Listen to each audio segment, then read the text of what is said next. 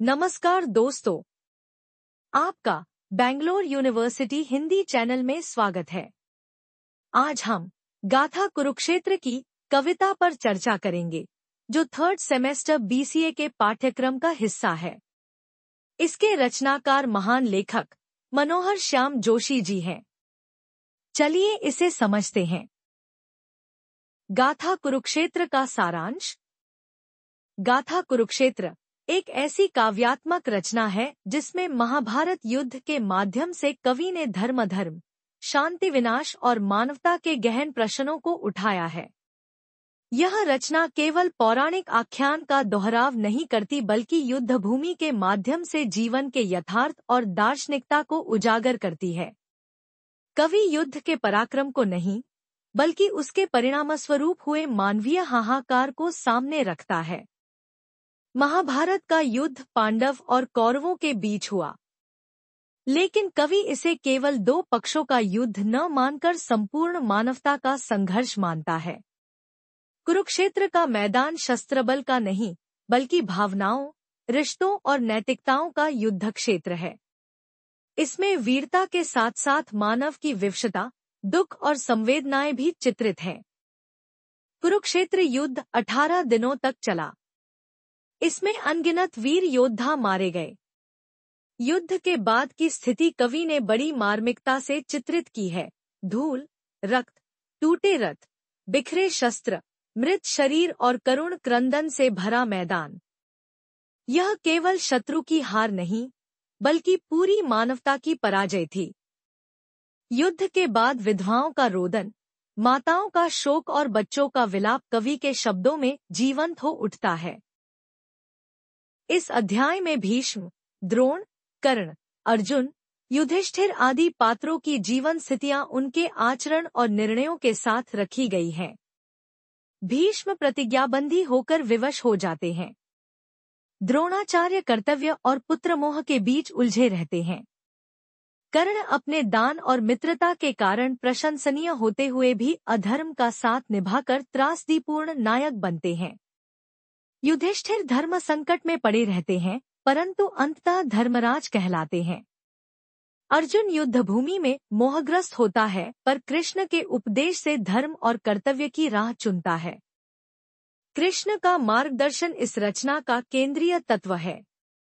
उन्होंने अर्जुन को गीता का उपदेश देते हुए जीवन का सर्वोच्च सत्य बताया, कर्म करो, फल की चिंता मत करो। यह केवल युद्धभूमि तक सीमित संदेश नहीं, बल्कि संपूर्ण मानवता के लिए है। गीता में दिए गए ज्ञान ने अर्जुन के संशय को दूर कर उसे धर्मयुद्ध के लिए तैयार किया। कवि ने युद्ध के भौतिक विनाश के साथ साथ नैतिक पतन की भी चर्चा की है। कुरुक्षेत्र में केवल रक्त ही नहीं बहा, बल्कि धर्म और मूल्य भी आहत हुए। छल, कपट और असत्य के सहारे प्राप्त विजय स्थायी नहीं हो सकती। इसीलिए कवि कहता है कि युद्ध ही मानवता की सबसे बड़ी हार है। गाथा कुरुक्षेत्र हमें यह संदेश देती है कि असली विजय शस्त्रों की शक्ति से नहीं, बल्कि धर्म, सत्य और न्याय के पालन से मिलती है। युद्ध कभी समाधान नहीं होता, उसका परिणाम केवल विनाश, पीड़ा और अशांति होता है। स्थायी शांति तभी संभव है जब समाज करुणा, नैतिकता और धर्म के मार्ग पर चले। इस प्रकार यह काव्य न केवल महाभारत युद्ध का साहित्यिक चित्रण है, बल्कि वर्तमान और भविष्य के लिए शांति, धर्म और मानवता का शाश्वत संदेश भी है। गाथा कुरुक्षेत्र की के संदर्भ के साथ व्याख्या और विशेषताएं। दुर्योधन यदि करे अधर्म तो तुम मत करना, धर्मपुत्र हो। शोभा कभी ने देगा तुमको, अपनों का ही खून बहाकर प्यास बुझाना राजपाट की। संदर्भ। प्रस्तुत पंक्तियां मनोहर श्याम जोशी की कृति गाथा कुरुक्षेत्र से ली गई है। लेखक मनोहर श्याम जोशी ने इन पंक्तियों के माध्यम से युधिष्ठिर के चरित्र और धर्म की सच्ची भावना को उजागर किया है। प्रसंग। महाभारत के युद्ध से पहले युधिष्ठिर अपने धर्म और कर्तव्य को लेकर दुविधा में है। दुर्योधन अधर्म का मार्ग अपना चुका है, परंतु कवि कहता है कि युधिष्ठिर को धर्म से कभी विचलित नहीं होना चाहिए, क्योंकि धर्मपालक का मार्ग सदा सत्य और न्याय का होता है। व्याख्या। कवि का तात्पर्य है कि मनुष्य को अपने आदर्शों और धर्म से कभी समझौता नहीं करना चाहिए। यदि दूसरा व्यक्ति अधर्म करे, तब भी धर्मपथ का अनुसरण न छोड़ना ही सच्चा कर्तव्य है। अपनों के रक्त से सत्ता की प्यास बुझाना अधर्म है। युधिष्ठिर के माध्यम से कवि यह संदेश देता है कि धर्म का पालन करने वाला व्यक्ति क्षणिक नहीं, शाश्वत विजय प्राप्त करता है। शक्ति या राज्य से अधिक मूल्यवान है नैतिकता। धर्म ही वह दीपक है जो अंधकारमय परिस्थितियों में भी मनुष्य को मार्ग दिखाता है। विशेषता। युधिष्ठिर के आदर्श चरित्र का चित्रण। धर्म की शाश्वतता और नैतिक बल पर बल। मानवीय करुणा और सत्य की रक्षा का संदेश। युद्ध के माध्यम से नैतिक शिक्षा। भाषा में सरलता, विचारों में गहराई। पुरुषार्थ से मनुष्य टाल सकता है, अनर्थ भी भविष्य भी सुधार सकता है। अपने विवेक से उत्साह और संकल्प का ही नाम है जीवन। यह भाग्यवाद तो जीते जी मृत्यु है। संदर्भ। यह पंक्तियां गाथा कुरुक्षेत्र से ली गई हैं, जहां लेखक मनोहर श्याम जोशी ने कर्म और पुरुषार्थ के महत्व को उजागर किया है। प्रसंग।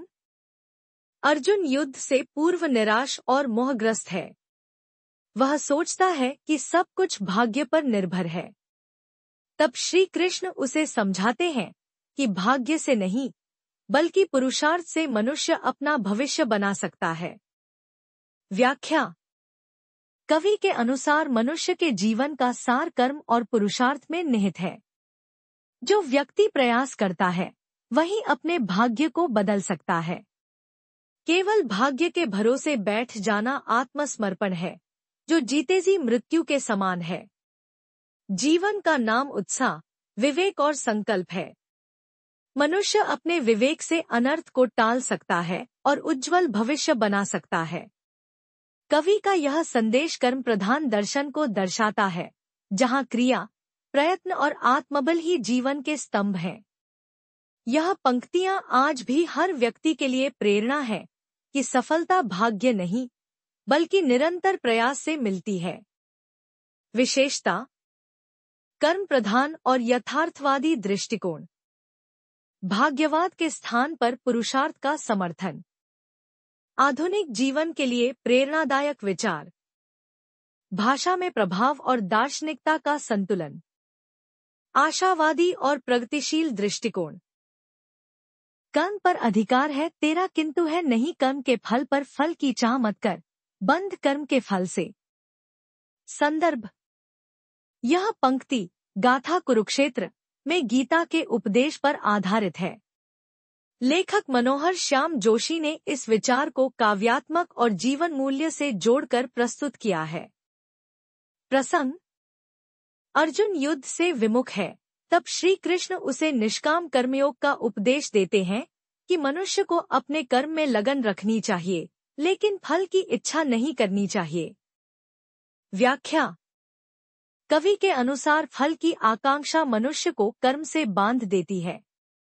जब हम केवल फल की चिंता करते हैं, तो हमारी निष्ठा और ईमानदारी कम हो जाती है।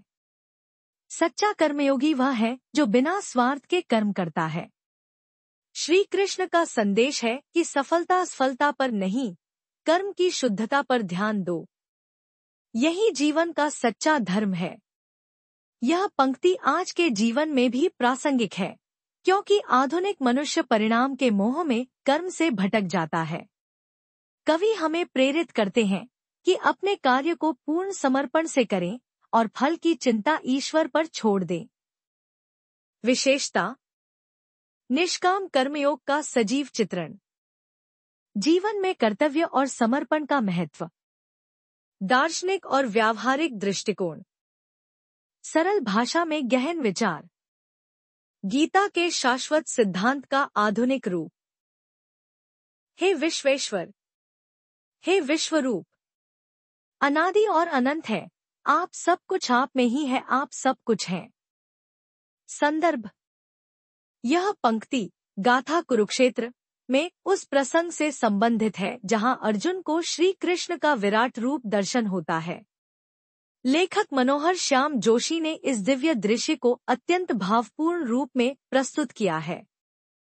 प्रसंग कृष्ण अर्जुन को यह दिखाने के लिए कि वे केवल उसके सारथी नहीं बल्कि स्वयं परमेश्वर हैं, अपना विराट रूप प्रकट करते हैं। यह दृश्य अर्जुन के जीवन में श्रद्धा और समर्पण का क्षण है।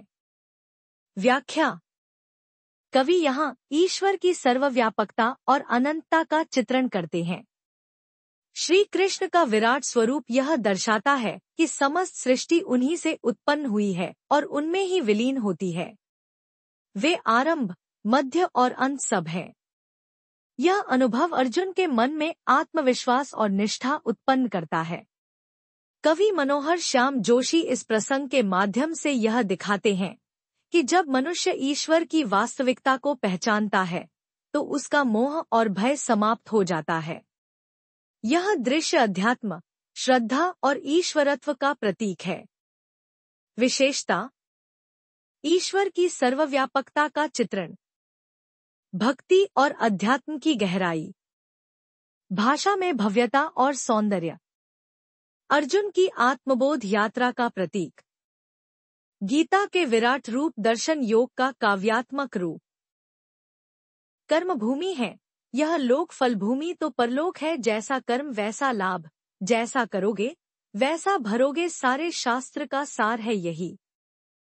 संदर्भ यह पंक्ति गाथा कुरुक्षेत्र के उस प्रसंग से ली गई है जहां कृष्ण अर्जुन को कर्म और फल के सिद्धांत का बोध कराते हैं।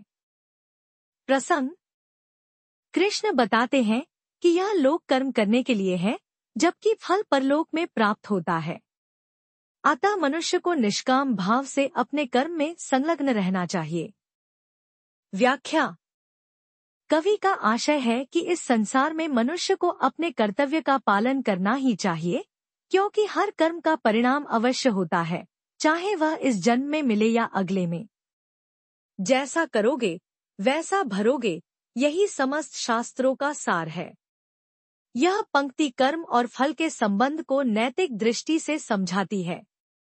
जो व्यक्ति पवित्र विचारों और कर्मों से जीवन जीता है वही सच्चे सुख का अधिकारी होता है।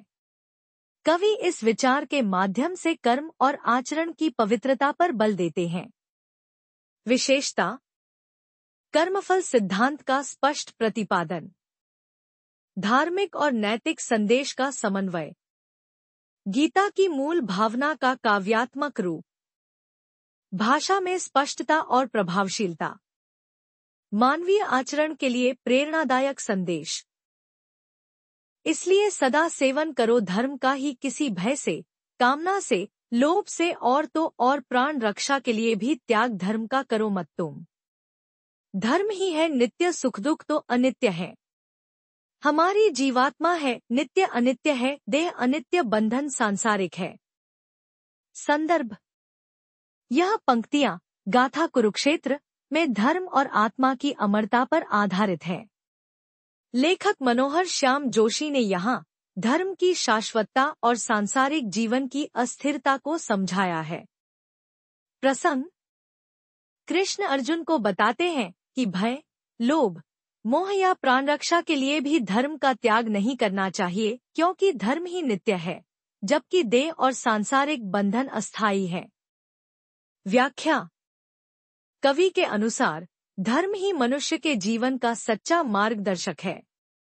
शरीर नश्वर है पर आत्मा अमर है। सुख दुख क्षणभंगुर है, लेकिन धर्म शाश्वत है। इसलिए मनुष्य को सदैव धर्म का पालन करना चाहिए। धर्म से विमुख होने वाला व्यक्ति जीवन में शांति नहीं पा सकता। कवि इस पंक्ति के माध्यम से यह प्रेरणा देते हैं कि धर्म का आचरण भय या स्वार्थ से परे होकर करना चाहिए, क्योंकि यही सच्चे सुख का मार्ग है। विशेषता धर्म और आत्मा की अमरता का प्रतिपादन, भय और लोभ से ऊपर उठने की प्रेरणा, दार्शनिकता और नीति का सुंदर संयोजन, भाषा में गंभीरता और प्रभाव। जीवन के शाश्वत मूल्यों का सशक्त संदेश। 1 मार्क क्वेश्चंस। प्रश्न, गाथा कुरुक्षेत्र किस पर आधारित है? उत्तर, महाभारत युद्ध पर। प्रश्न, महाभारत का युद्ध कहाँ हुआ था? उत्तर, कुरुक्षेत्र। प्रश्न, महाभारत युद्ध कितने दिन चला? उत्तर, 18 दिन। प्रश्न, कुरुक्षेत्र किस राज्य में स्थित है? उत्तर, हरियाणा। प्रश्न, कवि ने कुरुक्षेत्र को किसका प्रतीक माना है? उत्तर, मानवता के अंतर्द्वंद्व का। प्रश्न, महाभारत किसके बीच हुआ था? उत्तर, पांडव और कौरव। प्रश्न, कौरवों की संख्या कितनी थी? उत्तर, 100। प्रश्न, पांडवों की संख्या कितनी थी? उत्तर, 5। प्रश्न, पांडवों में सबसे बड़ा कौन था? उत्तर, युधिष्ठिर। प्रश्न, सबसे छोटा पांडव कौन था? उत्तर, सहदेव। प्रश्न, भीम किसके लिए प्रसिद्ध था? उत्तर, गदायुद्ध और बल। प्रश्न, अर्जुन किस शस्त्र में निपुण था? उत्तर, धनुर्विद्या। प्रश्न, द्रोणाचार्य किसके गुरु थे? उत्तर, पांडव और कौरव दोनों के। प्रश्न, भीष्म की प्रतिज्ञा क्या थी? उत्तर, आजीवन ब्रह्मचर्य और सिंहासन त्याग। प्रश्न, कर्ण किसका मित्र था? उत्तर, दुर्योधन का। प्रश्न, कर्ण किस गुण के लिए प्रसिद्ध था? उत्तर, दानवीरता। प्रश्न, भीष्म को मृत्यु का वरदान किससे मिला था? उत्तर, शांतनु से। प्रश्न, अर्जुन को गीता का उपदेश किसने दिया? उत्तर, श्री कृष्ण ने। प्रश्न, गीता का प्रमुख संदेश क्या है? उत्तर, कर्म करो, फल की चिंता मत करो। प्रश्न, युधिष्ठिर किसका अवतार माने जाते हैं? उत्तर, धर्मराज का। प्रश्न, महाभारत के रचयिता कौन है? उत्तर, वेदव्यास। प्रश्न, द्रौपदी के कितने पति थे? उत्तर, 5। प्रश्न, कौरवों का सेनापति पहले कौन था? उत्तर, भीष्म। प्रश्न, भीष्म के बाद सेनापति कौन बना? उत्तर, द्रोणाचार्य। प्रश्न, द्रोणाचार्य के बाद सेनापति कौन बना? उत्तर, कर्ण। प्रश्न, अर्जुन का सारथी कौन था? उत्तर, श्री कृष्ण। प्रश्न, युद्ध के बाद हस्तिनापुर का राजा कौन बना? उत्तर, युधिष्ठिर। प्रश्न, अश्वत्थामा किसके पुत्र थे? उत्तर, द्रोणाचार्य के। प्रश्न, श्री कृष्ण किस वंश से थे? उत्तर, यादव वंश से। प्रश्न, कवि ने युद्ध का अंतिम परिणाम क्या बताया? उत्तर, मानवता की हार। प्रश्न, कवि का मुख्य संदेश क्या है? उत्तर, शांति और धर्म का महत्व। प्रश्न, कुरुक्षेत्र युद्ध का नैतिक परिणाम क्या था? उत्तर, धर्म और मूल्यों का ह्रास। प्रश्न, कवि के अनुसार वास्तविक विजय किससे मिलती है? उत्तर, धर्म और सत्य से। प्रश्न, कुरुक्षेत्र का युद्ध किस युग का अंत था? उत्तर, क्षत्रिय सभ्यता का। प्रश्न, गाथा कुरुक्षेत्र किस प्रकार की कृति है? उत्तर, दार्शनिक और मानवीय काव्य। टिप्पणी। भीष्म पितामह। भीष्म महाभारत के सबसे आदरणीय और त्रासदीपूर्ण पात्र हैं। उन्होंने अपने पिता की इच्छा पूर्ण करने के लिए आजीवन ब्रह्मचर्य और सिंहासन त्याग की भयंकर प्रतिज्ञा ली। यही प्रतिज्ञा उनकी सबसे बड़ी शक्ति और सबसे बड़ी कमजोरी बनी। वे हस्तिनापुर की रक्षा के लिए आजीवन समर्पित रहे, किंतु अन्यायपूर्ण कौरवों के पक्ष में बंध कर विवश हो गए। युद्धभूमि में वे अर्जुन के बाणों से शरशय्या पर गिरे और इच्छा मृत्यु का वरदान पाकर लंबे समय तक जीवित रहे। उनका जीवन त्याग, कर्तव्यनिष्ठा और विवशता का अद्भुत संगम है, जो उन्हें आदर्श नायक और त्रासदी का प्रतीक बनाता है। द्रोणाचार्य। द्रोणाचार्य महान गुरु और शस्त्र विद्या के आचार्य थे। उन्होंने पांडव और कौरव दोनों को धनुर्विद्या और शस्त्र विद्या की शिक्षा दी। गुरु होने के नाते वे सम्मानित थे, किंतु पुत्र अश्वत्थामा के प्रति अत्यधिक मोह और कौरवों की सेवा ने उन्हें न्याय के मार्ग से डिगा दिया। उनका चरित्र इस द्वंद्व को दर्शाता है कि कर्तव्य और स्नेह में संतुलन न हो तो आदर्श भी धूमिल हो जाते हैं। युद्ध भूमि में उन्होंने वीरता दिखाई, परंतु पांडवों के साथ छल करके अंततः अपनी प्रतिष्ठा खो दी। द्रोणाचार्य का जीवन हमें यह शिक्षा देता है कि गुरु का धर्म केवल शिक्षा ही नहीं, बल्कि सत्य और धर्म की रक्षा करना भी है। दुर्योधन। दुर्योधन गाथा कुरुक्षेत्र का एक जटिल और त्रासदीपूर्ण पात्र है। वह महत्वाकांक्षी, पराक्रमी और दृढ़ इच्छाशक्ति वाला व्यक्ति था, किंतु अहंकार और ईर्ष्या ने उसे अधर्म के मार्ग पर पहुंचा दिया। उसने न्याय और स्नेह की उपेक्षा कर सत्ता की लालसा में अपने संबंधियों के विरुद्ध युद्ध छेड़ा। मनोहर श्याम जोशी ने उसे केवल खलनायक नहीं, बल्कि एक ऐसे मनुष्य के रूप में दिखाया है जो अपने ही दोषों से पराजित हुआ। श्री कृष्ण। गाथा कुरुक्षेत्र में श्री कृष्ण बुद्धि, नीति और धर्म के प्रतीक रूप में प्रस्तुत हुए हैं। वे अर्जुन के सारथी, मार्गदर्शक और दार्शनिक गुरु हैं। उन्होंने गीता के माध्यम से निष्काम कर्म, आत्मा की अमरता और धर्म की शाश्वतता का संदेश दिया। कृष्ण ने अर्जुन के मोह को दूर कर उसे कर्तव्य का बोध कराया। मनोहर श्याम जोशी ने उन्हें मानवता के रक्षक और सत्य के प्रचारक के रूप में चित्रित किया है, जिनकी वाणी आज भी प्रेरणादायी है। कर्ण।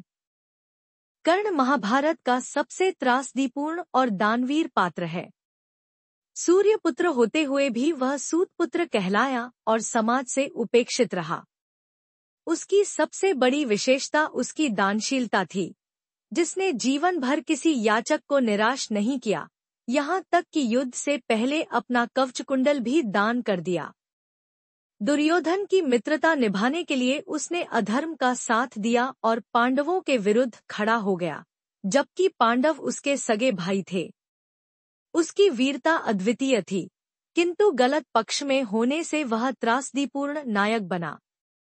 कर्ण का जीवन मित्रता, त्याग, दानशीलता और विवशता का अद्वितीय उदाहरण है। अर्जुन। अर्जुन पांडवों में सबसे श्रेष्ठ धनुर्धर और महाभारत का प्रमुख योद्धा था। वह द्रोणाचार्य का प्रिय शिष्य और श्री कृष्ण का निकटतम मित्र था। युद्ध भूमि में जब उसने अपने गुरु, पितामह और बंधुओं को सामने खड़ा देखा तो उसका मन करुणा और मोह से भर गया। उसने युद्ध करने से इनकार कर दिया, लेकिन श्री कृष्ण के गीता उपदेश से उसका मोह दूर हुआ और वह धर्म की रक्षा हेतु युद्ध में उतरा। अर्जुन का चरित्र वीरता, धर्मपालन और मानवीय संवेदनाओं का सुंदर समन्वय है। उसकी छवि आदर्श योद्धा, धर्मनिष्ठ और कर्तव्यपरायण नायक के रूप में उभरती है। युधिष्ठिर। युधिष्ठिर पांडवों में ज्येष्ठ और धर्मराज कहलाते हैं। उनका चरित्र सत्य, धर्म और न्याय का प्रतीक है। वे कठिन परिस्थितियों में भी धर्ममार्ग से विचलित नहीं हुए। हालांकि जुए की कमजोरी उनकी सबसे बड़ी त्रुटि रही, जिसके कारण उन्हें और उनके भाइयों को अनेक कष्ट सहने पड़े। किंतु युद्ध के बाद उन्होंने हस्तिनापुर का शासन संभाला और आदर्श शासन की स्थापना की। वे धैर्यवान, न्यायप्रिय और करुणामय शासक थे। युधिष्ठिर का जीवन यह शिक्षा देता है कि सत्य और धर्म पर टिके रहना ही अंततः वास्तविक विजय है। उनका चरित्र संयम और धैर्य का प्रतिमान है। Thank you for watching. अगर वीडियो पसंद आया हो तो लाइक करें, चैनल को सब्सक्राइब जरूर करें और अपने फ्रेंड्स के साथ शेयर करना न भूलें। जल्द ही मिलेंगे अगले चैप्टर के एक्सप्लेनेशन के साथ। तब तक के लिए See you next time.